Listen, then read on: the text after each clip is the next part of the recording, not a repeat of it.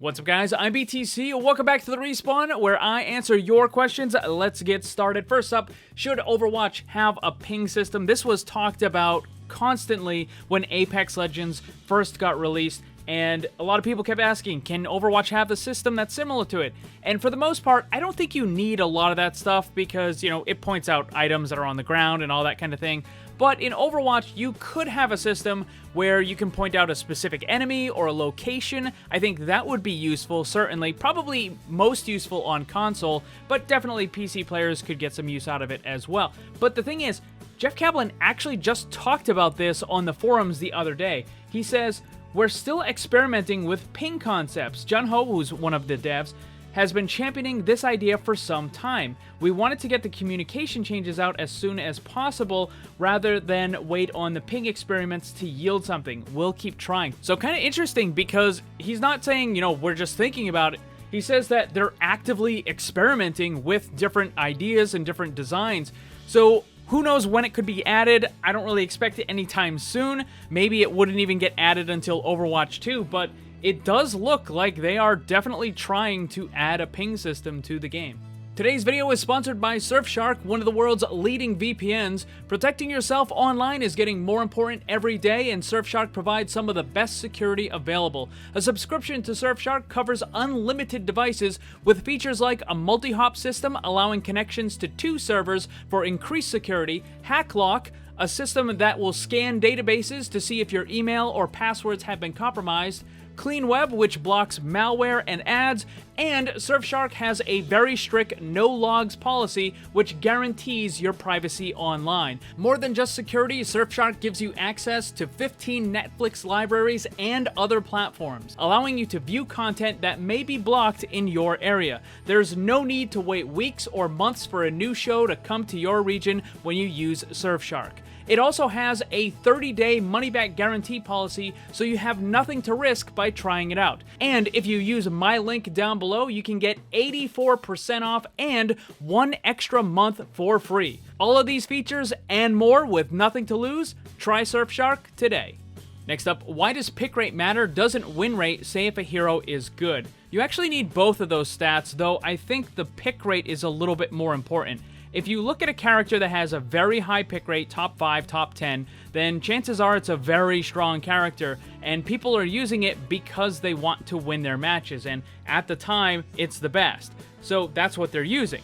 Now, if the character has kind of a lower win rate, then maybe it started to get nerfed, or maybe you have lots of inexperienced people playing that character who, if all of a sudden a character gets really good, like for example, when Hanzo got changed over, when he had his rework, you probably had a very high pick rate and not the greatest win rate because suddenly the character was super strong and you had a lot of people trying to use him even though they weren't experienced, so you're going to see a drop in the win rate and an increase in the pick rate.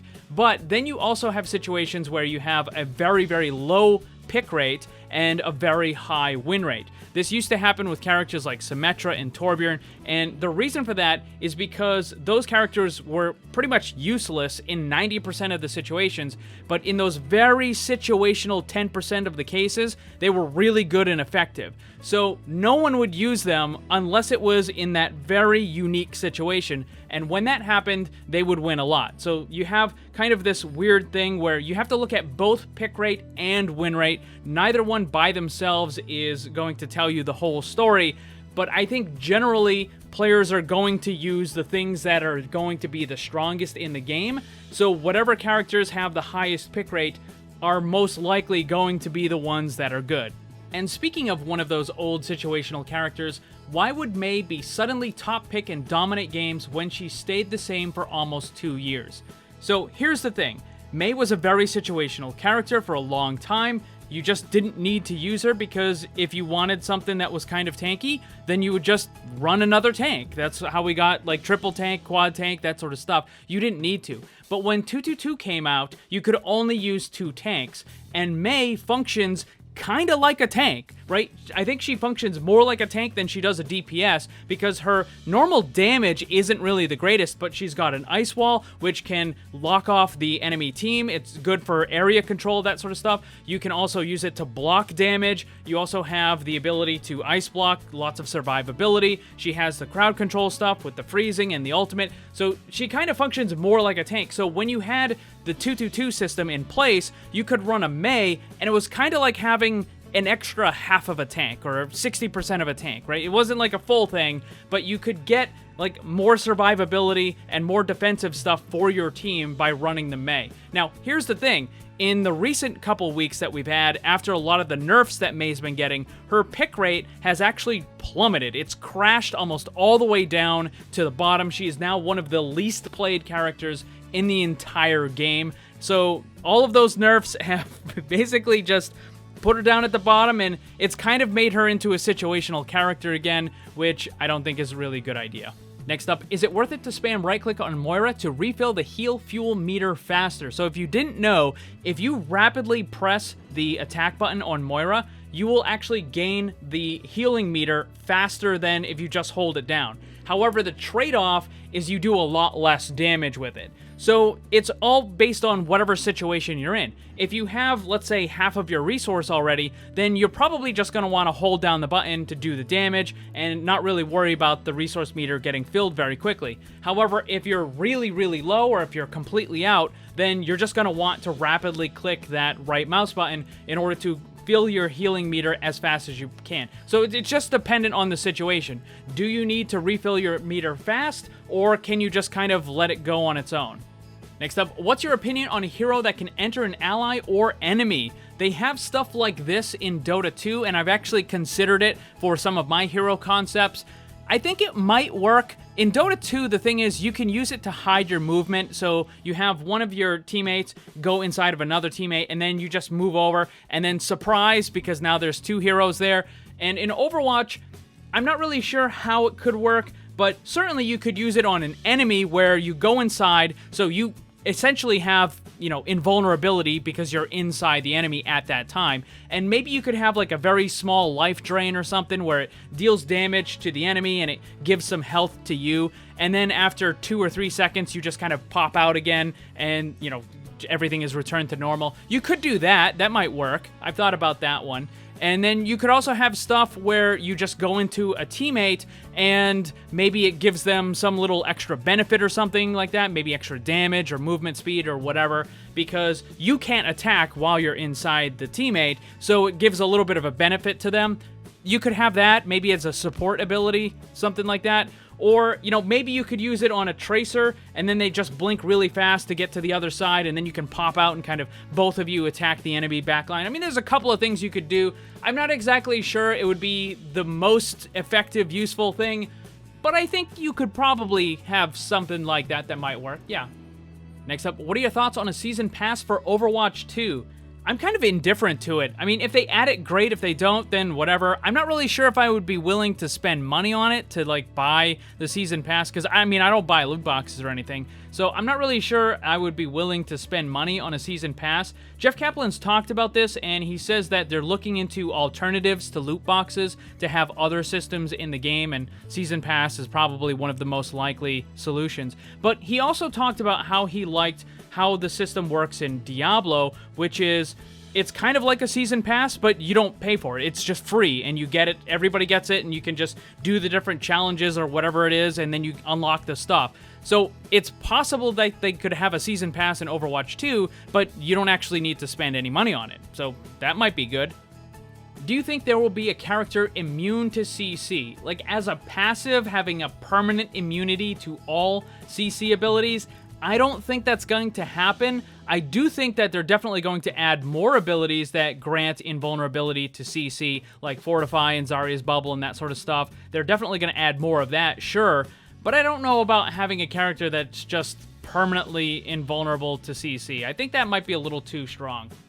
Next up, is there a way to make Reaper not as strong in the lower ranks, but effective in higher ranks? I think you can, but it's not through just changing some of the number values. Like, if you're just increasing or decreasing damage or the lifesteal or lowering cooldowns, that's not going to do it. I think you would need to give Reaper a new ability, and he doesn't have anything on the right mouse click right now, so you could definitely put it there. And I think the best thing would be to give him a damaging ability and then reduce his primary damage. Because with Reaper right now, he has a very low skill floor. All you need to do is just go in, hold left click, you do lots of damage, and the lifesteal would just heal you up. So if you were to reduce that primary damage, then one, you can't just go in there and hold left click, because not only are you going to do less damage, but you're going to heal less because you're getting less damage, less of that lifesteal, right? So that's going to make it so you have to be a little more strategic and more careful using the character. You can't just go in and hold mouse 1.